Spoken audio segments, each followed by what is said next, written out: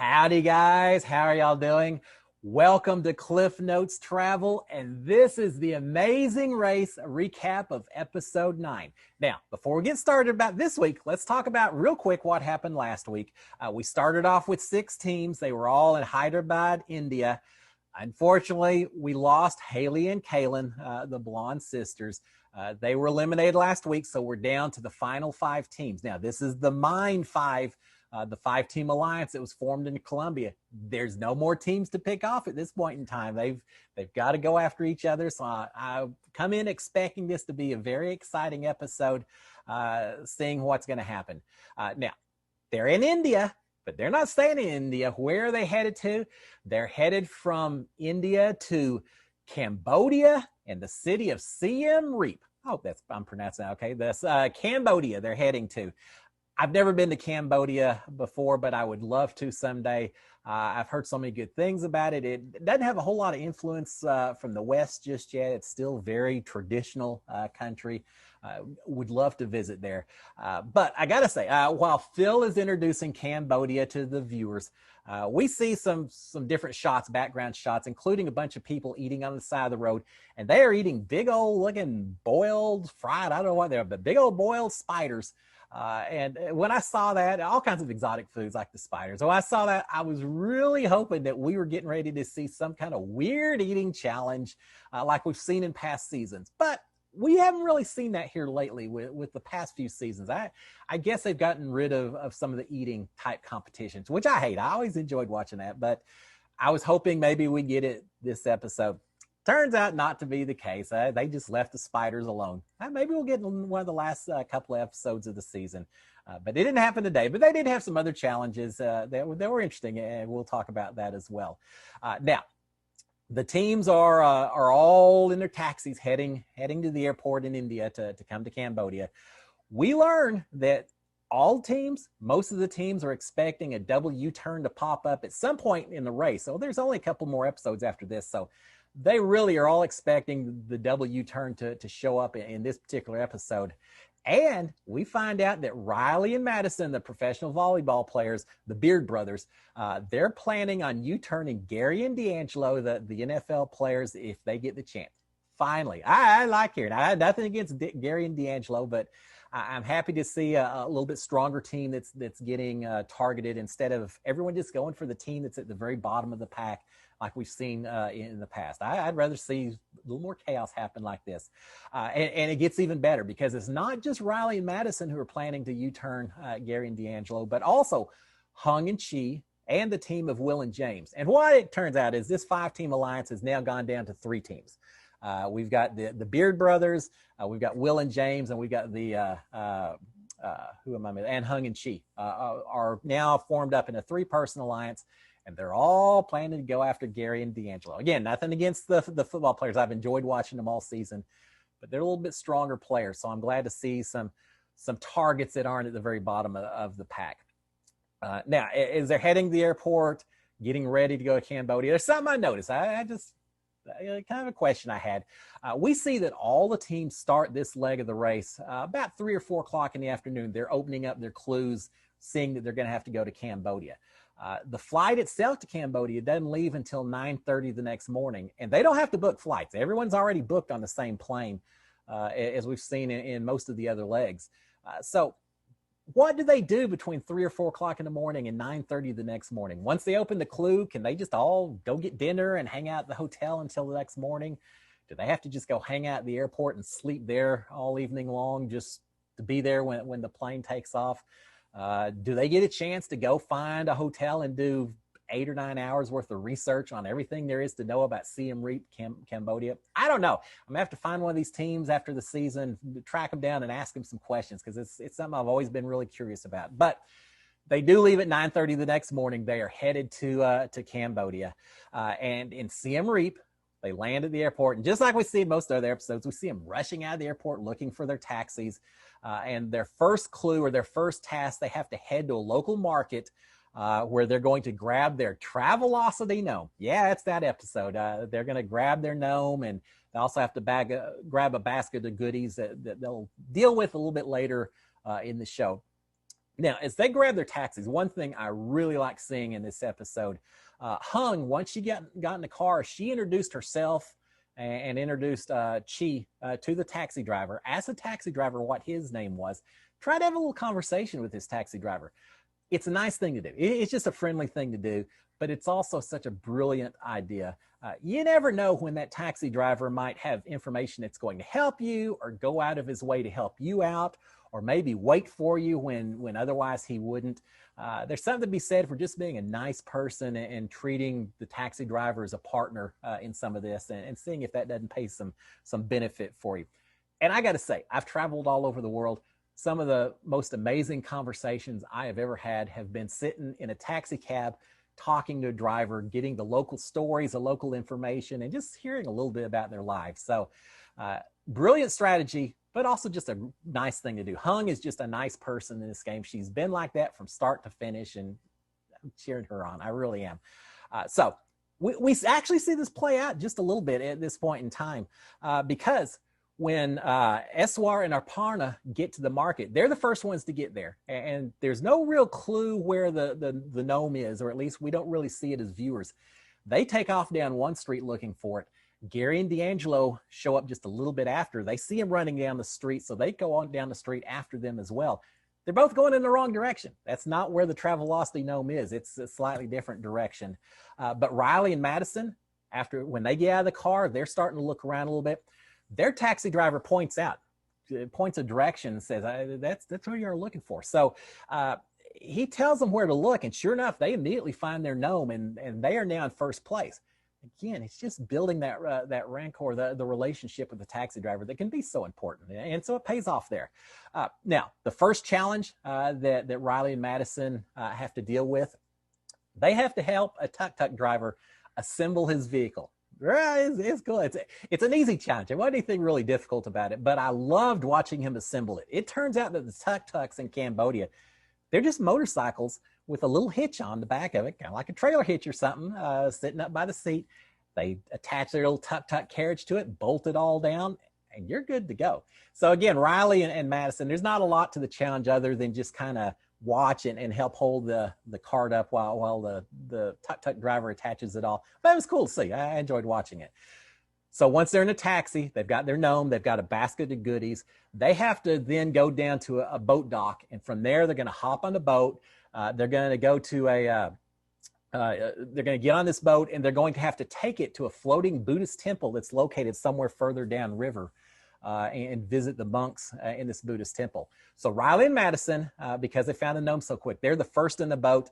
But as fate sometimes would deem it, fate or whatever else causes it, their motor breaks down while they're in first, and they quickly get passed by Hung and Chi and Will and James. And it's looking like they may get passed by everyone. I'm sitting there thinking, maybe you need to just swim over to the shoreline and see if someone else will give you a ride or something else.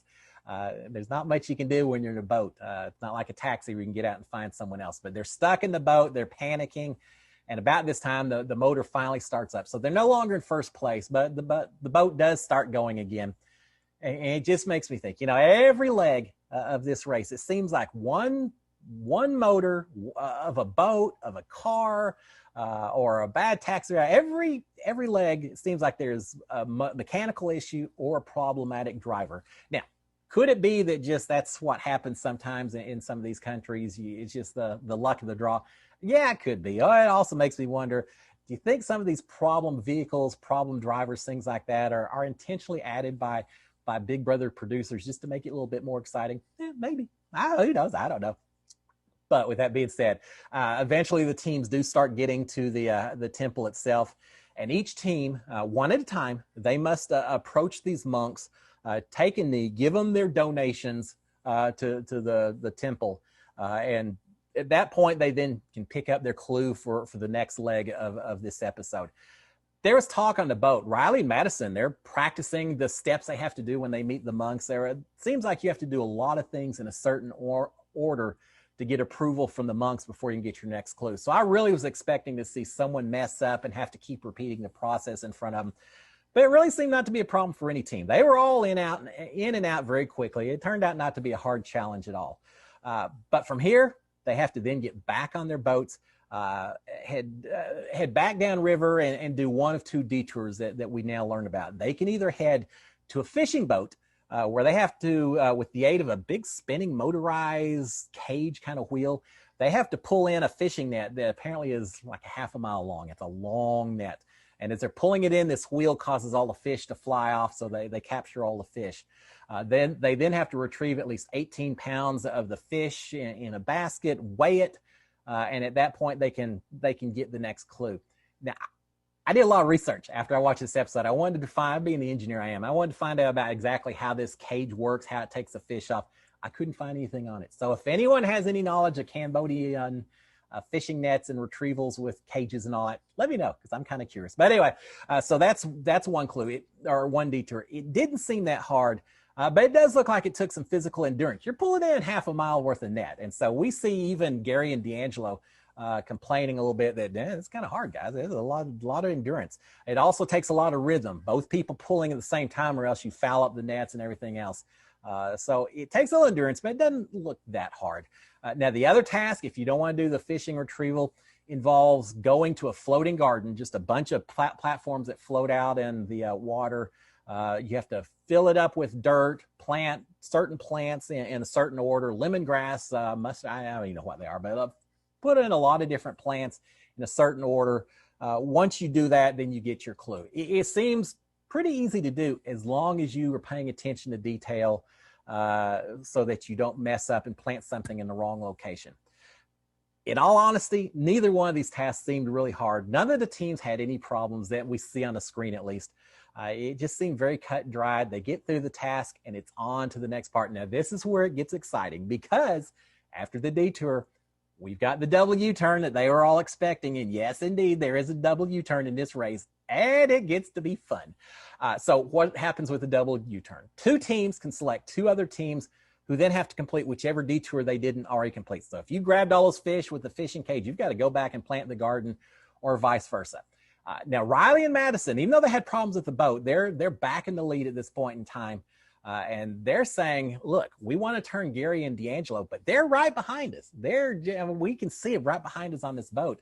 And they're afraid that if they detour Gary and D'Angelo are going to turn around and detour Hung and Chi, or Will and James, which are the other people in the alliance with Riley and Madison.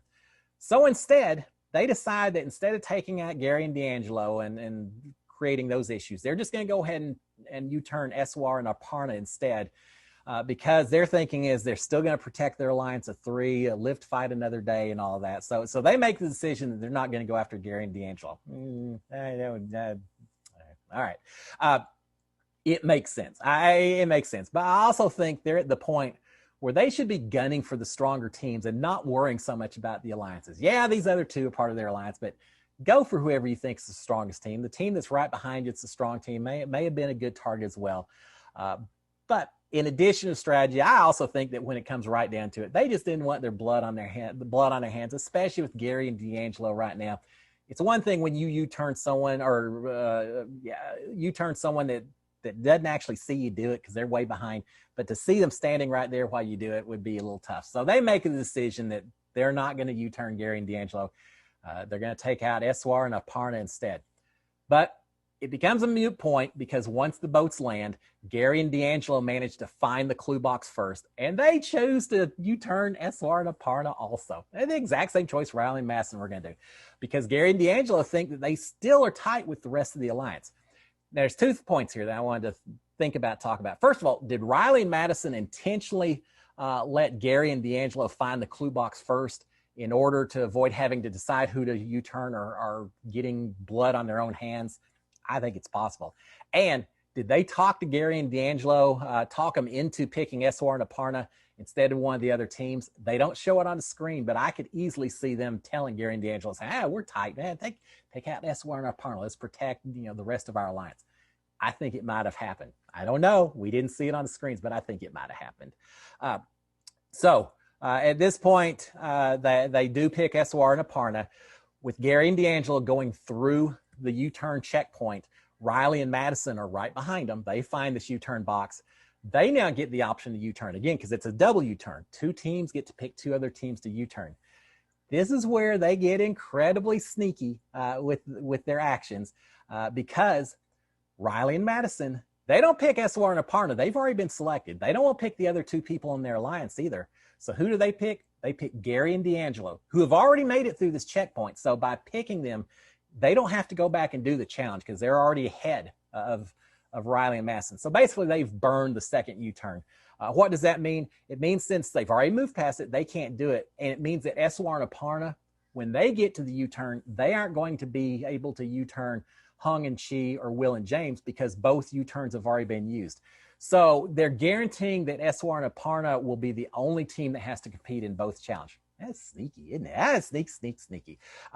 I get the move from Riley and Madison in that it does protect their two alliance teams. But it's yet another case, as we've seen in past episodes, where multiple teams are ganging up against a single team that's probably considered maybe the weakest of the remaining teams.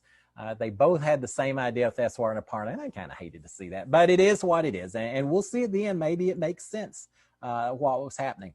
So when Eswar and Aparna get to the U-turn, they get there in third place. There's two teams behind them, but sure enough, they can't use it because both U-turns have been used. They immediately realized that it wasn't just Gary and D'Angelo that kind of screwed them over by U-turning them, but it was also Riley and Madison by using the other U-turn, so they can't force another team to do both detours, which really puts them behind and puts them under the gun. So on to the final roadblock for everyone else except for Eswar and Aparna, who have to go back now. They did the fishing capture, so now they have to go back and plant the garden before they can progress beyond this point. But all the rest of the teams are now heading to the final roadblock. And this roadblock, very interesting. One person from each team must create a handmade cement mosaic tile. This involves pouring pigments into a metal mold design, adding in cement and sand mix, and then you squeeze it to help dry it out a lot faster. You squeeze it by spinning this big screw type thing that pushes down on it. Sounds easy? No big deal. Just pour in the pigment, little cement, little sand. No, not so much. Not easy at all. They have a lot of issues. The biggest issues for everyone, it seems like, is that they can't get the mold removed from the tile afterwards because they didn't watch the sample closely enough. The demonstration of the person who knows what they're doing was there doing it. And they didn't watch closely enough. They didn't realize that they had to grease the mold first. It's just like baking a cake in a pan. You got to grease it a little bit or you're never going to get that cake out of the pan. Well, same thing here with the cement. They don't put the special solution on the plate first. So once they squeeze it all out, the cement doesn't slide off the plate. It's all stuck to it. They do it over and over again. It took a long time. Eventually, Riley goes back, watches the demonstration, figures it out, followed by Chi and Will. They both figure out as well. But D'Angelo, he is having major issues. Gary is having a meltdown. He is frustrated because he knows what D'Angelo is doing. He is wrong. He knows if he would just watch the demonstration, he'd figure it out, but he's not allowed to offer any advice, hints, anything. It's purely D'Angelo. So Gary just has to sit there just getting more and more frustrated every time D'Angelo messes it up. Now, eventually, D'Angelo is still trying to complete this tile when Eswar and Aparna finish the second challenge, and they catch up to him at the tile shop. And they're not happy. Aparna is giving D'Angelo and Gary both a lot of trash talk, saying, yeah, that was rotten to y'all. I can't stand y'all. I'm going to make y'all pay for this. She is not happy at all. So she's doing a lot of trash talking as Eswar tries to complete the challenge itself. Now, once the challenge is complete, you have to take this tile and then go add it to a bunch of other tiles to do one of those sliding tile type puzzles. And from there, you can move on to the final part. But it's very interesting watching these tiles being made. So I did a little bit of research because I knew y'all would be interested. So some quick background about this tile making process. It's a specific process. It's called encaustic tiles. There's only 2 of these shops left in Cambodia. Apparently, it used to be huge in France 100 years ago. It died off there, but it was still big in Cambodia. But now there's only 2 shops left that still make these in Cambodia. It's dying off as cheaper mass-produced tiles are being brought in from Vietnam and Thailand. They're taking over. Even though these unglazed tiles apparently last forever, they've been used in all these structures and everything else, but it's still a dying art. There's one 77-year-old man that's still alive who makes the molds for these 2 shops that you pour the pigment in and everything. So it's not going to last for that much longer. I'm glad we got to see it being done in the challenge itself. So With that being said, let's get back to the challenge. It's the race. With the tiles complete, with the cement tile complete, Riley and then Will and then Chi all add their tiles to the tile sliding puzzle. They eventually solve it. They head off to the next checkpoint. And the next checkpoint, the pit stop, in fact, is Anchor Tom. And we'll talk about where Anchor Tom is in just a second. But in terms of finish, Riley and Madison finished the tile puzzle, or Riley's finished the puzzle. They're off to the pit stop where it's located. Will and James are right behind them. It's going to be a race to the finish line between these two teams to see what happens. Now, with regards to Anchor Tom, it means great city. It was the 12th century capital of the Khmer Empire there in Cambodia. The ruins are world famous. I've heard of Angkor Wat before, which is one building. Angkor Thom is another building in this vast complex of ancient, 12th century buildings. So really cool place to do their pit stop. But we see Riley and Madison racing for the pit stop. And for a second straight leg, they finish in first place. They check in first, followed just a short time later by Will and James in second place. And then eventually Hogg and Chi come in third. So we know who the top three finishers are. There's two teams left. One of them's getting eliminated this race. So back in the tile shop, it's getting a little dramatic. D'Angelo eventually watches a full demonstration. He understands now, I wasn't putting that grease, that lube on there I need to do. So he does it. He completes his puzzle just ahead, completes his tile, completes his slide puzzle just ahead of Eswar, and takes off in a mad dash. He and Gary to hop in a tuk-tuk to head to the pit stop to keep from being eliminated. Now, it appears that Gary and D'Angelo are going to finish fourth and survive until they encounter a blocked tree, as a blocked road as a tree is being knocked down. What are the chances? That's such bad luck follows some of these teams. So they're stopped. Traffic's completely stopped. It makes it very, we don't know as viewers whether it's a major roadblock or not. It sure looks like it is. But it ends up not mattering as they still reach the mat in fourth place, which means that Eswar and Aparna, the brother-sister team, have finished in last, and sure enough, they have been eliminated. They didn't do anything wrong in this leg. They were actually right in the middle of the thing. They were in third place when they got to that U-turn. I really think if it hadn't been for them getting U-turned and then having Riley and Madison burn the other U-turn, I think if those things hadn't happened, they would have survived this episode. I think as a result as well, Gary and D'Angelo had so many problems with that tile making process. If Gary and D'Angelo had not U-turned Eswar and Aparna, it probably would have been Gary and D'Angelo that were heading home this week. So at the end of the day, even though I criticized their move a little bit, strategy-wise, it was the right move to make. They did what they needed to do. It saved them from coming in last, so it was the proper decision, even though I wanted to see a little chaos, a little more fighting amongst the stronger teams than we saw. But that's okay. So now we're down to 4 teams. And 3 of those teams supposedly are aligned with each other. The Beard brothers, Will and James, Hogg and Chi. And then we have the outliers, Gary and D'Angelo. There's only 4 teams left. Do you really worry about your other alliances? At this point in time, I think you just have to do whatever it takes to finish in first place and let the rest of the people fight it out. It's not your job anymore. You just have to win. We'll see if that happens next week. I think there's only 2 episodes left. After next week, we'll be down to 3 teams, and then the finals right after that. So it's been a quick season. All right, guys, y'all have a fantastic week. I will be back next week to talk about episode 10 of The Amazing Race, where again, we'll drop down to the final 3 teams. Y'all have a great one. Safe travels. Cheers, my friends. SKD 143. Bye.